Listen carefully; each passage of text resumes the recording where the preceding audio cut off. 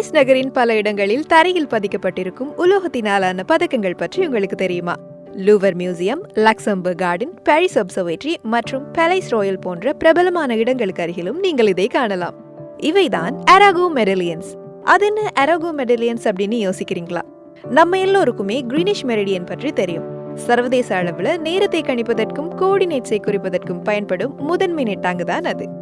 1884ஆம் ஆண்டு ஒரு மாநாடு நடத்தப்பட்டு கிரீனிஷ் மெரிடியன் சர்வதேச அளவில் முதன்மை நெட்டாங்காக, அதாவது பிரைம் மெரிடியனாக தெரிவு செய்யப்பட்டது. இது இன்டர்நேஷனல் மெரிடியன் கான்ஃபரன்ஸ் என்று அழைக்கப்படும்.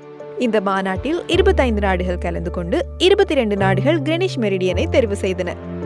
இதன் போது கிரீனிஷ் மெரிடியனுடன் போட்டியிட்ட மற்றொரு மெரிடியன் தான் அரகோ மெரிடியன் என்று அழைக்கப்படும் பாரிஸ் மெரிடியன். இதன் வரலாற்றை பற்றி பார்த்தால் இது முதலாவதாக 17ஆம் நூற்றாண்டில் தோற்றம் பெற்றது. பின்னர் வானியல் மற்றும் புவியியல் நிபுணர் பிரான்சோ அரகோவினால் வரைபட கணிப்புகளுக்காக பயன்படுத்தப்பட்டது. 1884இல் கிரீனிஷ் மெரிடியன் முதன்மை நெட்டாங்காக தெரிவு செய்யப்பட்ட பின்னரும் அதை ஏற்க மறுத்த பிரான்ஸ் 1911ஆம் ஆண்டு வரையுமே பாரிஸ் மெரிடியனை தான் முதன்மை நெட்டாங்காக பயன்படுத்தி வந்தது. பின்னர் 1994இல் ஆர்டிஸ்ட் யான் டிபட்டினால் அரகோவின் சேவையை அடையாளப்படுத்தும் விதமாக பாரிஸ் நகரில் அரகோ லைன் அவரின் பெயர் பொறித்த பதக்கங்களினால் குறிக்கப்பட்டது.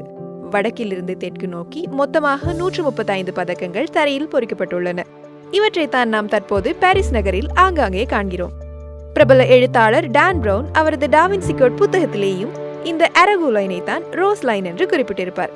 இதை தழுவி எடுக்கப்பட்ட திரைப்படத்திலும் லூவர் மியூசியத்தின் கண்ணாடி பிரமிட் அருகே இந்த அரகோ மெடலியனை காணக்கூடியதாக இருக்கும்.